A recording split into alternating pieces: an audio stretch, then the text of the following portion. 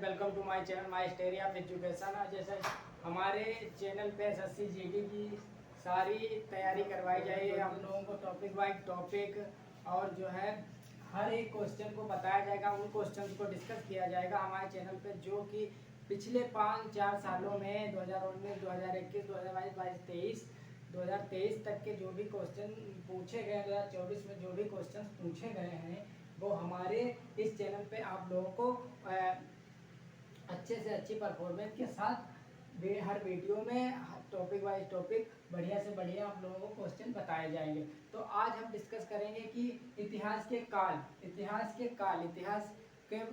कितने काल, मतलब कितने काल के हैं। तो पहला क्वेश्चन हमारा है इतिहास के काल। तो इतिहास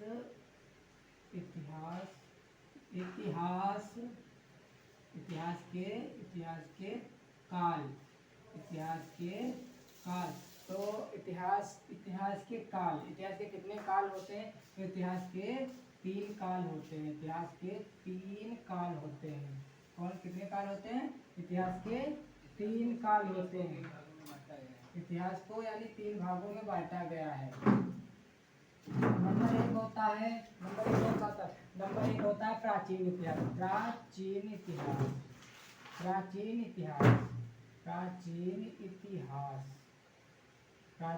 इतिहास।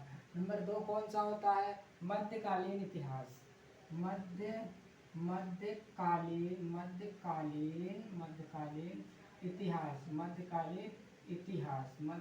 इतिहास। और तीसरा कौन सा इतिहास होता है? तीसरा इतिहास होता है आधुनिक इतिहास।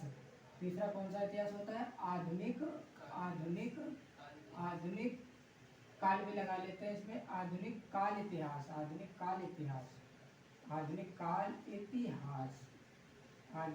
इतिहास। तो ये हमारे इतिहास के जो है प्रकार है, इतिहास के काल हैं। तो ये 3 प्रकार के होते हैं। पहला होता है प्राचीन इतिहास, दूसरा होता है मध्यकालीन इतिहास, दूसरा और तीसरा जो होता है वो होता है आधुनिक काल इतिहास। तो आज हम लोग इन दोनों इतिहास को छोड़कर प्राचीन इतिहास की बात करेंगे। प्राचीन इतिहास को भी 3 भागों में बांटा गया है। 3 भागों में प्राचीन इतिहास को भी बांटा गया है। लेकिन आज हम प्राचीन इतिहास के पाषाण काल की बात करेंगे। तो किसकी बात करने वाले हैं? जो हम लोग पाषाण काल की बात करने वाले हैं। तो लिखेंगे पाषाण काल।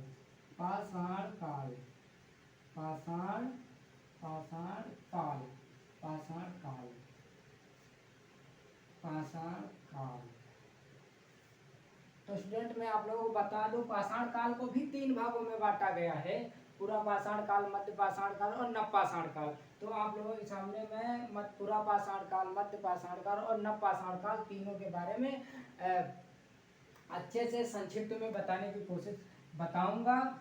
ठीक है। और पहला है पूरा पाषाण काल। पहला कौन सा है? पूरा पाषाण काल। दूसरा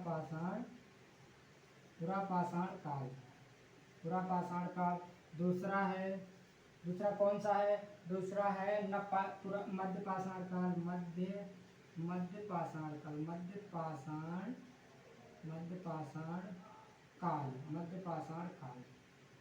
पाषाण काल। और तीसरा कौन सा होता है? तीसरा होता है नव पाषाण काल। तीसरा नव पाषाण काल। तो कौन से होते हैं पाषाण काल? पाषाण काल 3 होते हैं। पहला तो होता है पूरा पाषाण काल, दूसरा होता है मध्य पाषाण काल और तीसरा होता है नव पाषाण काल। तो आज हम लोग पहले इसे पूरा पाषाण को खूब अच्छी तरीके से जान लेते हैं। इससे क्वेश्चंस हर बार एसएससी जीडी में लगभग 2-4 क्वेश्चन तो पूछ ही लिए जाते हैं एसएससी जीडी में, इन 3 कालों में से, पूरा पाषाण काल, मध्य पाषाण काल, नव पाषाण काल में से। तो आज हम लोग इन तीनों कालों को संक्षिप्त में पढ़ने की कोशिश करेंगे। तो यहाँ पे डाल लेते हैं नंबर 1 पूरा पाषाण काल। पूरा पाषाण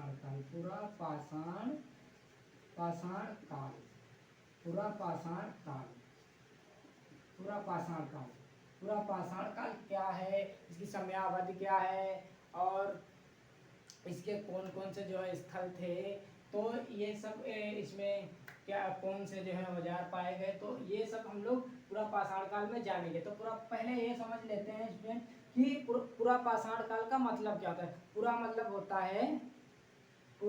होता है पुराना, और पाषाण मतलब पत्थर, काल मतलब पूरा मतलब पत्थर, पूरा मतलब पुराना, पाषाण मतलब पत्थर, काल मतलब समय। पुराने पत्थरों का समय जो था उसे ही पूरा पाषाण काल कहते हैं। तो पूरा पाषाण काल की समयावधि जान लेते हैं। तो पूरा पाषाण काल की समयावधि क्या है? समयावधि लिखेंगे, समयावधि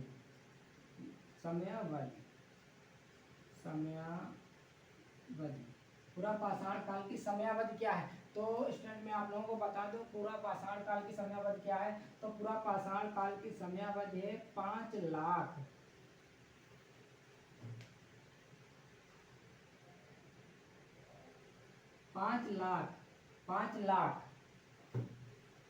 5 लाख ईसा पूर्व से 5 लाख ईसा पूर्व से 5 लाख ईसा पूर्व से 10,000 ईसा पूर्व 10,000 ईसा पूर्व तक क्या समयावधि है? पूरा पाषाण काल की समयावधि क्या है? पूरा पाषाण की समयावधि है 5 लाख ईसा पूर्व से 10,000 ईसा पूर्व तक। 5 लाख ईसा पूर्व से 10,000 ईसा पूर्व तक। और मैं आप लोगों को बता दूं कि पूरा पाषाण काल में ही पत्थरों के औजार मिलते हैं। पूरा पाषाण काल में पत्थरों के औजार मिलते हैं। पॉइंट नंबर 2 क्या लिखते हैं? पूरा पाषाण काल में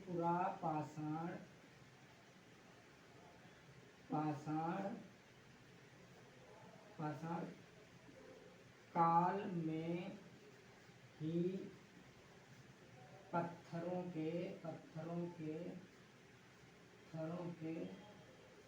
औजार मिलते हैं।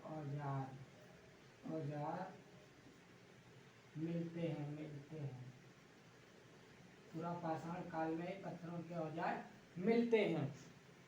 और मैं आप लोगों को बता दूं पूरा पाषाण काल की समयावधि कभी कभी ज़्यादातर SSCGD में पूछ लिया जाता है। और जो है इसका पत्थरों का ऐसा भी पूछ लिया जाता है कि क्वेश्चन कौन से काल में पत्थरों के औजार पाए जाते हैं। तो आप लोगों को बिना सोचे समझे पूरा पाषाण काल पे लगा देना है, ठीक है।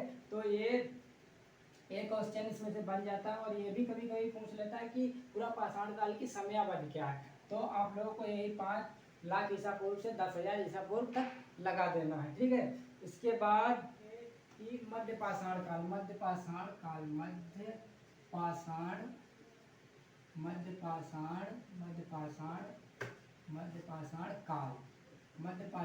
करते हैं। ये पाषाण काल का दूसरा जो है काल है मध्य पाषाण काल। मध्य का मतलब होता है बीच, और पाषाण का मतलब जैसा कि हम लोग बता चुके हैं पत्थर, और काल मतलब समय। मध्य का जो पत्थरों का समय था उसकी समयावधि क्या थी? तो इसकी मध्य पाषाण काल की समयावधि क्या थी? तो इसकी पहले लिखेंगे समयावधि क्या थी इसकी? इसकी 10,000 ईसा पूर्व से 10,000 ईसा पूर्व से 10,000 ईसा पूर्व से 6,000 ईसा पूर्व तक। 6,000 ईसा पूर्व तक 6,000 ईसा पूर्व तक है।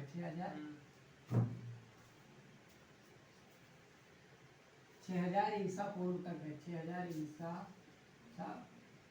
पूर्व तक है। 6,000 ईसा पूर्व तक है 6,000 ईसा पूर्व तक है। तो मध्य पाषाण काल की समयावधि क्या है? 10,000 ईसा पूर्व से 6,000 ईसा पूर्व तक है। और मध्य पाषाण काल में क्या हुआ था? मध्य पाषाण काल में जो है मध्य पाषाण काल में ही लोगों ने जो कुत्ते थे, कुत्तों को अपना जो है पालतू पशु बना लिए थे। इसमें मध्य पाषाण काल में ही मध्य पाषाण चलो ठीक है मध्य पाषाण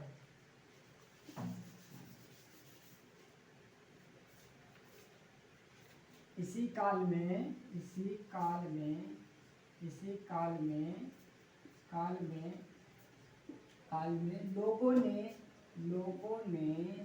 लोगों ने कुत्ते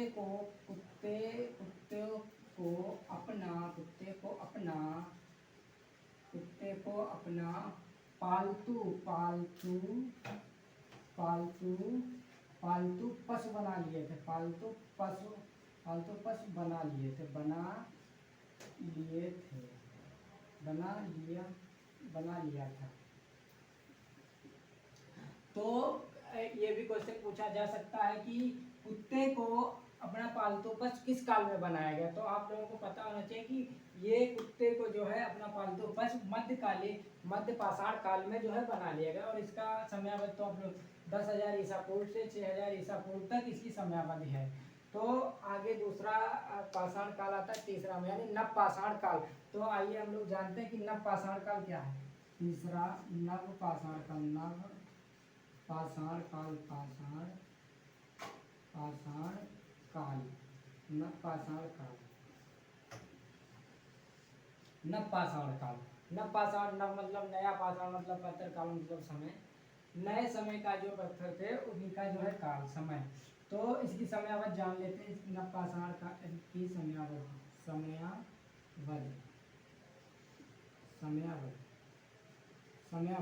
इसकी समयावधि क्या है। तो इसकी समयावधि है 6,000 ईसा पूर्व से 6,000 ईसा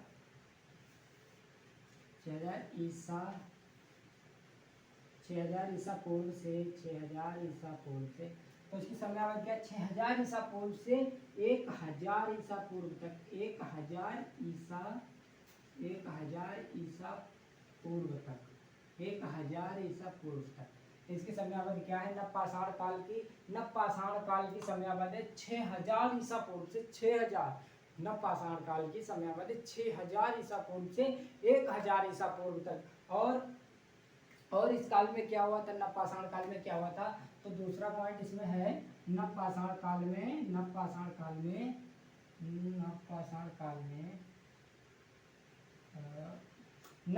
काल में ही लोगों के द्वारा खेती के परिमाण मिलते हैं, खेती के परिणाम मिलते हैं। नव पाषाण काल में ही ऐसा कहा जाता है कि नव पाषाण काल में ही खेती का आरंभ हुआ, खेती करना आरंभ किया गया। तो इसमें दूसरा पॉइंट क्या लिखेंगे, इसी काल में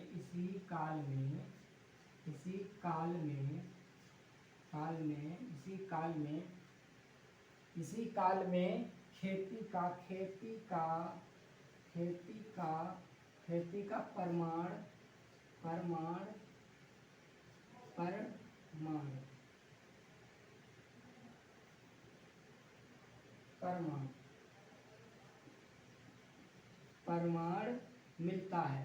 मिलता है।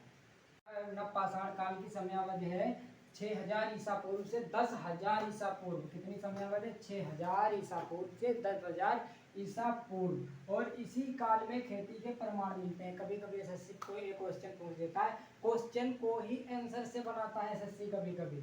तो इसे कभी कभी इस प्रकार से पूछ देता है, किस काल में खेती का प्रमाण मिलता है, किस काल में खेती का प्रमाण मिलता है। तो आप लोगों को बिना सोचे समझे डायरेक्टली टिक कर देना है कि नव पाषाण काल में जो है खेती का प्रमाण मिलता है। और ये भी पूछ सकता है कि इसकी समयावधि, नव काल की समयावधि क्या है। तो 6,000 ईसा पूर्व से 1,000 ईसा पूर्व तक आप लोगों को बता देना है, ठीक है।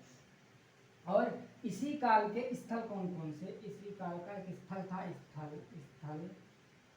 इस काल का एक स्थल था जिसका नाम है बुर्ज होम, जो कि जम्मू कश्मीर में स्थित है। इसका स्थल कौन सा था नव पाषाण काल में, नव पाषाण काल का स्थल था बुर्ज होम,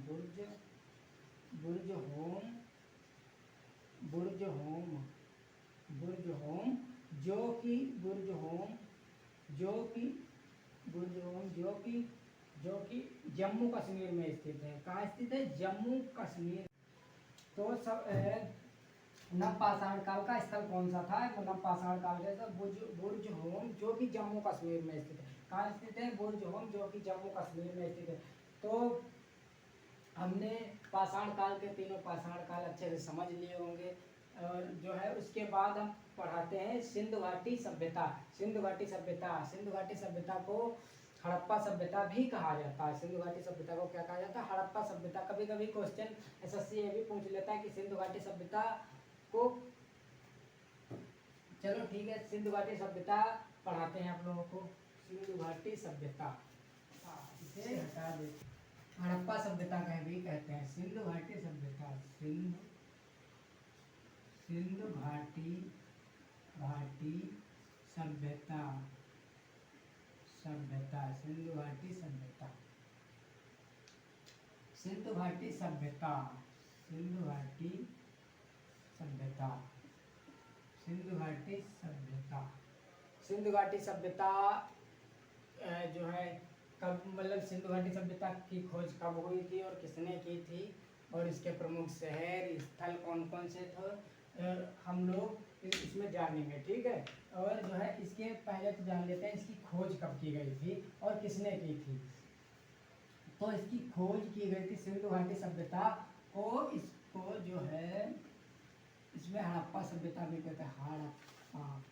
हड़प्पा सभ्यता हड़प्पा सभ्यता हड़प्पा सभ्यता हड़प्पा सभ्यता हड़प्पा सभ्यता हड़प्पा सभ्यता भी कहते हैं। सिंधु घाटी सभ्यता को क्या कहते हैं, कभी कभी क्वेश्चन है पूछ लेता है, हड़प्पा सभ्यता भी नाम दिया होता है, कभी कभी सिंधु घाटी सभ्यता भी दिया होता है। तो जान लेते हैं इसकी खोज कब की गई थी। सिंधु घाटी सभ्यता की खोज कब की गई थी। तो सिंधु घाटी सभ्यता की खोज 1921 में 1921 ईस्वी में की गई थी। 1921 ईस्वी में की गई थी। सिंधु घाटी सभ्यता की खोज कब की गई थी, 1921 ईस्वी में सिंधु घाटी सभ्यता की खोज की गई थी। कब की गई थी, 1921 ईस्वी में सिंधु घाटी सभ्यता की खोज की गई थी। और किसने की थी, खोजकर्ता कौन थे,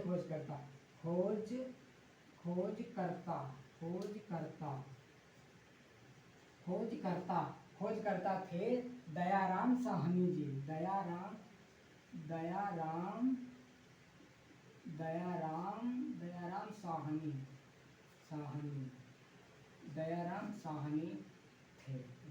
साहनी थे। कौन थे, दयाराम साहनी थे। तो एसएससी ये भी कभी कभी पूछ लेता है कि सिंधु घाटी सभ्यता या हड़प्पा सभ्यता की खोज कब की गई थी। तो हड़प्पा सभ्यता की खोज यानी सिंधु घाटी सभ्यता की खोज 1921 ईस्वी में की गई थी। और जो है खोजकर्ता कौन थे, तो दयाराम साहनी इसके खोजकर्ता थे। कौन थे इसके खोजकर्ता, दयाराम साहनी जी थे। ठीक है, और जो है इसके प्रमुख शहर कौन कौन से, प्रमुख जो है नगर थे, प्रमुख नगर कौन कौन से थे, इसके हड़प्पा सभ्यता के प्रमुख नगर कौन कौन थे। तो लिख लेते हैं प्रमुख नगर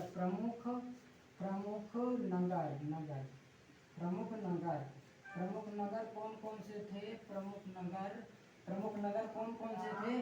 तो मैं आप लोगों को बता दूं, प्रमुख नगर पहला तो है हड़प्पा,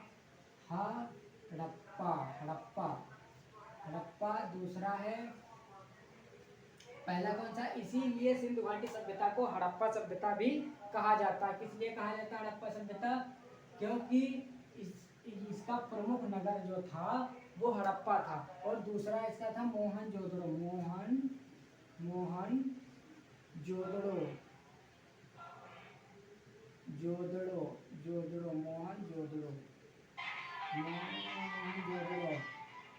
मोहनजोदड़ो पहला प्रमुख शहर कौन सा था, हड़प्पा, दूसरा था मोहनजोदड़ो।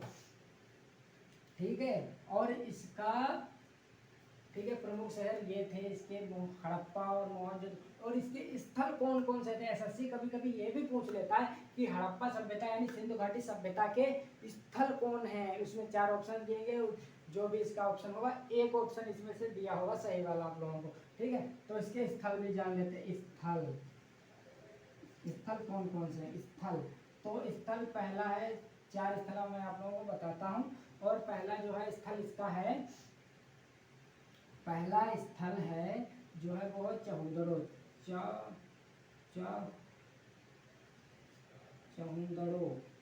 चहुंदड़ो। और दूसरा है, पहला स्थल है चहुंदड़ो, दूसरा है कालीबंगा,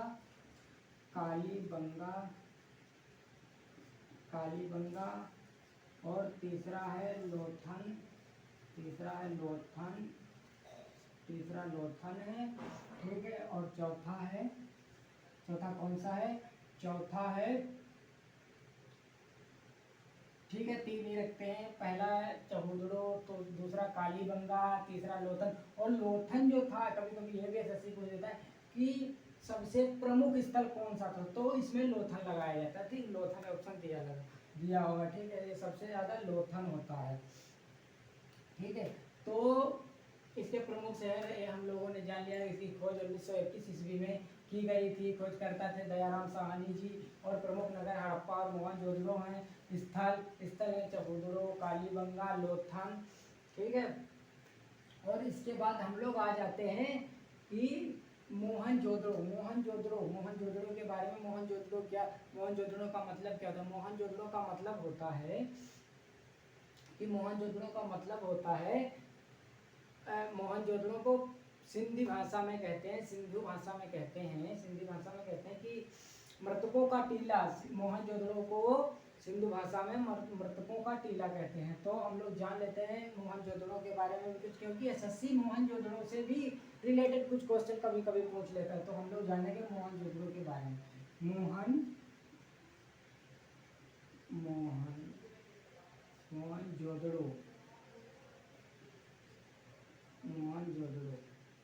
मोहनजोदड़ो के बारे में एसएससी कभी कभी क्वेश्चन पूछ लेता है, उठा लेते हैं क्वेश्चन एसएससी वाले मोहनजोदड़ो से। तो मोहनजोदड़ो से हम लोग क्वेश्चन सीखते हैं। तो मोहनजोदड़ो की खोज कब हुई थी, मोहनजोदड़ो के खोजकर्ता कौन थे, और मोहनजोदड़ो कहाँ है, ठीक है, वर्तमान में कहाँ है, तो हम लोग ये सब जानेंगे इसमें। ठीक है, तो मोहनजोदड़ो का खोज कब हुई थी? मोहनजोदड़ो की खोज 1922 में की गई थी। कब की गई थी? 1922 में की गई थी। और इसके खोजकर्ता कौन थे? मोहनजोदड़ो के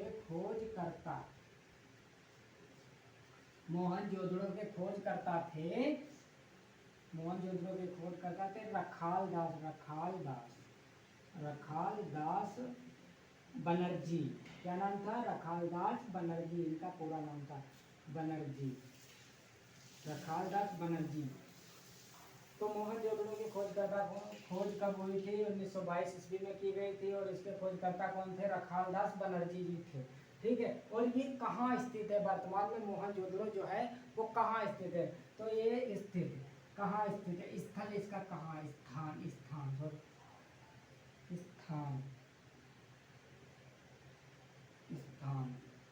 स्थान कहाँ स्थित है? तो ये मैं आप लोगों को बता दूं, वर्तमान में ये पाकिस्तान के लिरकाना नामक एक जिला है, पाकिस्तान में जो पड़ता है, लिरकाना नामक जिला सिंधु प्रांत के सिंध नदी के किनारे स्थित है। कहाँ स्थित है? पाकिस्तान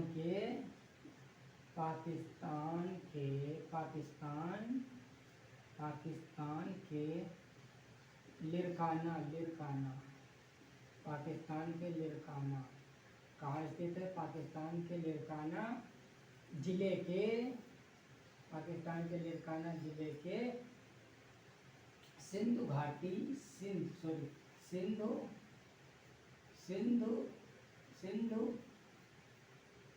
पाकिस्तान के लिरकाना जिले के सिंध